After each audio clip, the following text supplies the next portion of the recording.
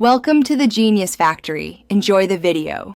You start by confirming prerequisites: an approved Meta app, app ID and app secret, and the exact permissions you need. Next, generate an access token for the right context, user, page, or system, and store it securely. Once done, make your first Graph API call to /me or /pageID with fields specified to validate scopes. This proves authentication and shows what data you can access. Then double-check versioning to avoid deprecated endpoints.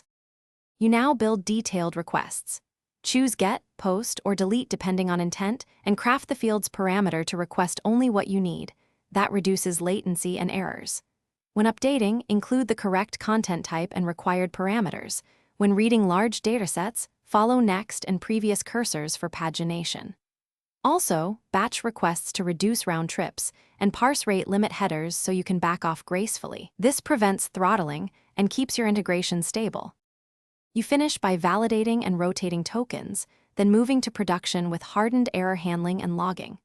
Deploy webhook subscriptions for real-time updates, and verify your endpoints using the provided challenge response to ensure integrity. If something breaks, read the error code and message first. Token errors need ruth, 4xx require payload or permission fixes, and 5xx imply transient server issues. Retry with exponential backoff. Finally, monitor usage and update. Thanks for watching. If you found this helpful, don't forget to like and subscribe.